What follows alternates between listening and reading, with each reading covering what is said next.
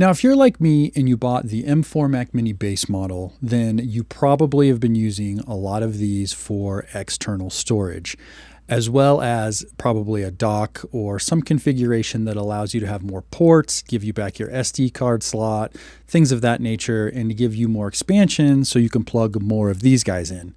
Well, today we're going to be talking about the Yottamaster multi-disc RAID dock, and it kind of combines all of those things into one. Now, the model number on this is HSD10, and I'll put all that down in the video description for you guys, but it's basically going to allow you to use an NVMe drive, 2.5-inch SSD, or a 3.5-inch drive, and you can kind of combine them and mix and match them all in one. It will accept up to 3 drives. It will, however, only accept one NVMe, and then it has 2 SATA slots that will accept either a 2.5 or a 3.5-inch drive.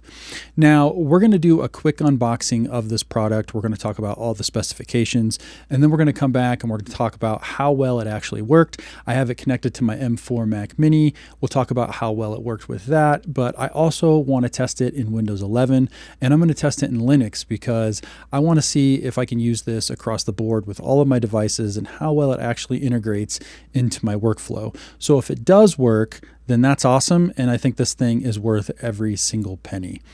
But without further ado, let's hop into the unboxing. You'll see on the packaging, they do advertise this with the M4 Mac Mini that came out in 2024. And then I'm just going to go ahead and flip this on the side, and then I'm going to flip it to the back. Feel free to pause this if you want to read any of the information that came on the box itself. Now, when we go ahead and we get this opened up, the first thing that we're going to be greeted with is just some styrofoam packaging that they put in here to protect the device. And then once we remove that out of the way, you'll see that we actually have the device itself. Now, I'm going to go ahead and just take that out of here. We're going to set it to the side and then see what else we get with the device. Now, most of the stuff that we want to look at is going to be in this white box that's here on the left, but just to show you for the purposes of this video, there's nothing else in the box here, so there's no tricks. I'm not trying to hide anything. The box is empty. So I'm going to put that to the side. And the first thing that we got in here is a 10 gigabit per second USB-C to USB-C cable. And then the second thing we get is a longer version of the same thing with a Type A adapter. And then we have a Phillips screwdriver as well as a bag of goodies. So this is going to be all the hardware that we need to actually mount our drives. And then we have a heat sink for the NVMe, should your NVMe not have one, as well as a power adapter that uses a barrel plug. And then just for your SA, it is 5 amps and 60 watts on the output of the power adapter. We also get a nice user manual. It's in Chinese and English. And then taking a closer look at the actual product itself, you'll see that it's made out of a really nice aluminum. It seems really high quality to me at first glance. And then if we take a closer look at the ports on the front, you get an SD card slot as well as a TF card slot, then a USB 3.2 as well as a USB 2.0 port.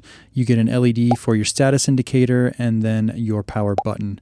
Now, if we flip this over on the back, starting on the left-hand side, we have the RAID configuration switch along with a reset button, 2 USB Type 2.0 ports, our barrel connector plug for our power, and a USB Type-C port to connect directly to the PC. Now, if we take a closer look at the RAID configuration switch, you'll see here that it is 2 dip switches, and I'm going to cover how we configure that a little bit later in the video. Now, on the back is also where you're going to install your NVMe drive. There's a magnetic cover that just pulls off, and then you install your drive right in here. Now, this slot will accept both an M key drive as well as a B plus M key drive if you still have any of those. I actually don't even know if they still sell those, but it will accept both. Flipping it over on the bottom, you'll see that we have some branding that says Mini Tower. And this is actually not surprising because Yottamaster is a subsidiary of Orico, and Orico makes a very similar product to this one.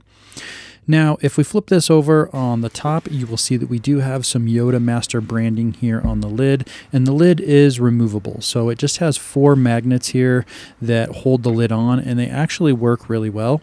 And then if we take a look inside the unit here, we do have 2 trays. These trays are made of metal. I would assume aluminum as well, And they do have mounting points for both a 2.5-inch drive as well as a 3.5-inch drive. So it makes it really versatile in terms of the setup that you can use these with. Now the overall build on these feel really good. They do have metal brackets here at the front that actually hold them into the enclosure itself. And overall it does look like a really good build. Now if we take a closer look at the inside of the enclosure, you can see that there is a fan in there, but I'm telling you that when I've used this, it is dead silent. I have not heard the fan come on at all. I have no idea if the fan's been running, but if it is running, it is completely silent. So now we're almost ready to get this thing set up and we can start testing it. But first I just want to go over the RAID configuration just to make sure everybody understands how to set this up properly. So this device has 4 different RAID modes. The first one is PM, which stands for port multiplier, and all that means is that each disk is its own separate volume. So it would be like having 3 different external enclosures basically in one. You can use each drive separately. RAID 1 is mirroring, which means if you have 2 drives in there, it's going to copy everything from one drive to the next drive. Striping is basically going to take your files and it's going to split them apart. So it's going to store part of the file on one drive and part of the file on the other drive. This is actually really fast because both drives work in parallel, but if either one of the drives fail, you lose all of your data. And then the last one is the JBOD or span, which just stands for just a bunch of disks. It's going to take all the drives in the array and it's going to turn it into one single large disk drive or one large volume. And so for the purposes of this video, I am going to be doing most of the testing in PM mode, so each disk is a separate volume, because I want to be able to test things like read-write speed and see how well the actual drives perform individually. Now all you have to do is flip a switch on the back of the device and it will change the RAID configuration. There is no software, there's no management you have to do. All you need to do is flip the switch and it will take care of everything internally. Now I'm going to show you what that looks like here just so you can see what it looks like, but it's really simple. All we have to do is flip these dip switches into the configuration you see in this picture and it will be ready to go, and then you can power it on and that'll be your new RAID configuration. It is worth noting though that if you are using the port multiplier mode so that each drive is an individual drive and then you switch it to say one of the RAID configurations like RAID 1 or RAID 0 where it needs more than one drive in order to work, it's going to automatically erase all the data on those drives. So you just need to be aware of that before you go flipping the switch and then powering it on and then wondering what the heck happened to all your data. So make sure you have everything backed up before you change your RAID configuration on this device if you are already using it in a different configuration, because as soon as you change it, it's going to wipe all the data on the drives and start fresh. For testing, for me, I'm going to be using the Yottamaster YS5 1TB NVMe, and then I'm going to be using their S25Pro 1TB SSD, and then I have an old HGST UltraStar 7200 RPM hard drive. This is a 3TB drive. Overall, I didn't have any problems getting these installed into the brackets. I was able to use all of the hardware that came with the actual device itself, and everything mounted up perfectly fine. To get these to install into the actual drive bay, you just line up the slot and then push it until it locks into place. It's really easy, and I didn't have any issues here either. Now, one thing I do want to note is when you go to actually install the NVMe drive, if you're using one that has a heatsink already supplied on the drive, you're not going to be able to reinstall this cover. And that's not a big deal. It's purely cosmetic. And in my opinion, using a drive with a heatsink is going to be better long-term for the longevity of the drive. But as you can see here, the cover is just simply not going to fit. Now, you can choose to use a drive that doesn't have a heatsink, and then you can use the supplied heatsink and thermal pad that comes with the actual device itself. And that's not a problem either. I just personally think using the YS5 with the supplied heatsink is going to be better for my use case. But either way will work. If you need to install that cover, then go ahead and just use one of these. I think Yottamaster did a great job. This matches the M4 Mac Mini almost perfectly, and it looks really good sitting on my desk. I did move it over here next to my test bench just to give me a little bit more room and to make it a little bit closer to me while I'm trying to use it day to day. So now I'm at about an arm's length away, and I can just plug in SD cards or any other devices that I need to right into the front of this without any issues at all. So we're going to start our testing off with macOS, And none of these drives are brand new. They've all been used in different PCs or different devices, so they are all different file formats. So I'm interested to see what happens once we power this on. Now you will see right off the bat that some of the drives did populate, but we did get an initialization error message. So I'm going to hop into Disk Manager and we're going to go ahead and just format all of these drives into exFAT. And I'm choosing exFAT so that it's compatible across multiple operating systems. You could do APFS if you're only going to use this on Mac.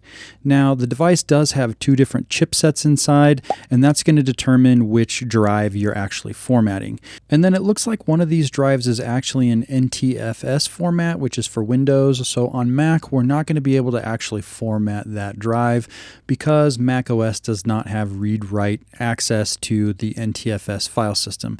Now I actually have a program called Tuxera installed, and that's supposed to allow me to be able to do things like this, but for whatever reason I could not get it to work in this situation. But you will see that we do have access to the drive and its contents. We just don't have the ability to write anything to the drive. So for the purposes of the testing on macOS, I'm going to exclude this drive specifically, but we will do further testing once we switch over to Linux and then Windows 11. So now I'm just going to go ahead and format and rename the other two drives so that we don't mix them up, and then we're going to hop straight into our testing. Now the first test that we're going to do is Blackmagic speed test, and I want to do that just to see if we have a bottleneck between the actual device and my M4 Mac Mini. Now remember that this is rated at 10 gigabits per second, which is roughly 1,250 megabytes per second for read and write speeds. So I'd be interested to see what we get on each drive individually. So I'm going to start this off with the YS5 NVMe. It's a Gen 4 NVMe, but we're not going to get the rated 7,450 megabytes per second because the enclosure is only rated at 10 gigabits, which is roughly 1,250 megabytes per second on paper. Now you will see that we did get a write speed of 994 megabytes per second and a read speed of 890 megabytes per second, and I think that is really good, all things considered. Now we're going to switch over and I'm going to try this on the S25Pro SSD. Now this is the 2.5-inch drive and it is rated at a lot lower threshold of 500 megabytes per second. Now you will see that we did get a write speed of 434 megabytes per second and a read speed of 379 megabytes per second. So again, I think this thing is killing it. We're basically maxing out the speed of the drive, and I don't think you could ask for anything else from an external enclosure at this price point. And then I just wanted to show you that we can't perform this test on the drive that is formatted in the NTFS format because we don't have access to write to the drive. So now we're going to go ahead and we're just going to move on to testing the actual ports and the functionality of all of that on this system. So I've plugged in my Colory external enclosure, and you will see here that we do have access to all the files on the drive.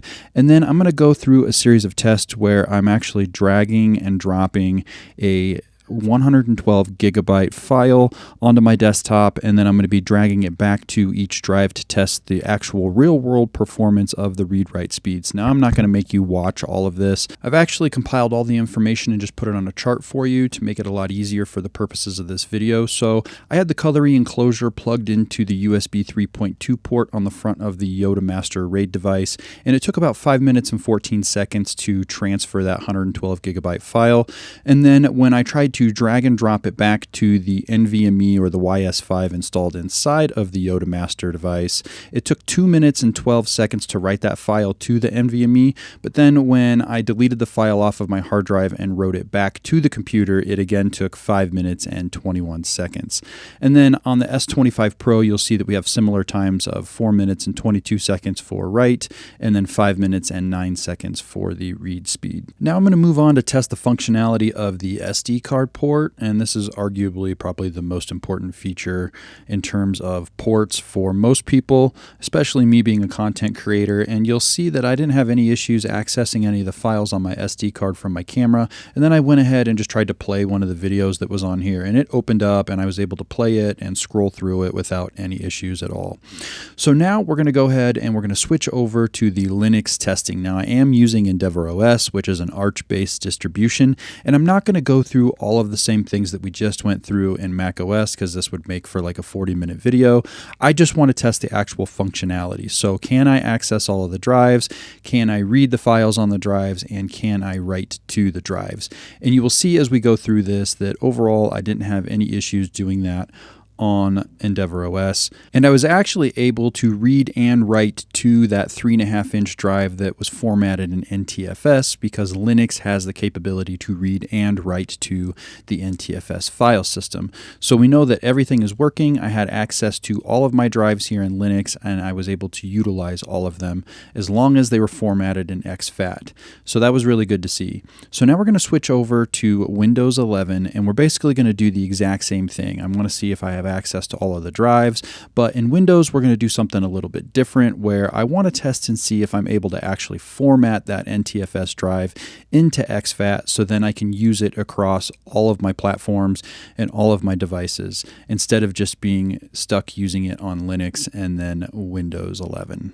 So you'll see here in Windows 11 that once I powered on the Yottamaster device, all the drives did populate, and we do have access to that media folder that we copied over from Linux. Now, one thing to note is, because we are in Windows, we don't have any issues doing any kind of reading or writing to that 3.5-inch drive that's already formatted in NTFS. But what I want to do is I'm going to go ahead and just delete the media folder off of the drives. I'm going to copy it back to the drive just to see if we can actually write to the drives in Windows. And you'll see again that we don't have any issues doing that. So we have read and write access to all of the drives. And so now I'm going to go into disk management in Windows 11, and I'm going to see if I can remove those partitions, and then I'm going to reformat that 3.5-inch drive so that it's in exFAT. And again, because we are in Windows, I didn't have any issues at all. I was able to go ahead and delete those partitions. Then I reformatted it in exFAT, and then I came back and I tried to write a file to it, and there were no issues at all. So across the board, now that all of my drives are formatted in exFAT, I'm able to use this device in macOS, Linux, and Windows without any issues at all. So I can house all of my files on here for content creation, and it doesn't matter what platform I'm on, I'll have access to all of my media, which is awesome.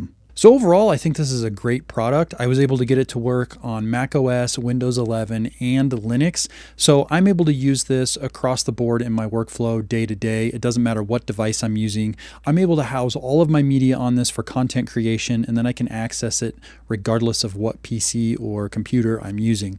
So for me, this is a huge win, and I've been using this for like the last month or so now. I actually have it connected to my Ivanki Fusion dock, and then I have the Fusion dock connected to a KVM, and the KVM then goes to all the different PCs. And even though I'm still going through a couple of layers, the device works fine. I haven't had any kind of like speed performance issues or anything like that. It hasn't overheated, and the thing is silent. Like, I can't believe how quiet it is. It's got a fan built into it, which we looked at earlier in the unboxing, but I haven't really heard it like spin up or make all kinds of noise. I mean, it might be running, but it's dead quiet. I think that if you use this with a 3.5-inch hard drive, like the old school ones, those are 10 times louder in general when you're using them than this thing is if you just choose to use it with an NVMe or some 2.5-inch SSDs. If you do that, this thing's going to be completely quiet. Now, I didn't have any issues accessing all of the ports built into it, which is great. And I actually moved it from next to my M4 Mac Mini over to by my test bench back there. And that way I'm kind of like at arm's reach, and I can access all of the ports while I'm just sitting at my computer doing what I need to do. So overall, it's been a really good experience for me. I haven't had any issues, like I said. If you're interested in picking one of these up, I'm going to put a link down in the video description, and then I'll put links for all the other stuff that I used in the video, just in case you want to kind of check that out too. But that's about all I have for this video. So if you liked it, I'd appreciate it if you give me a thumbs up and subscribe to my channel if you haven't already. But I'll see you guys in the next one. Peace.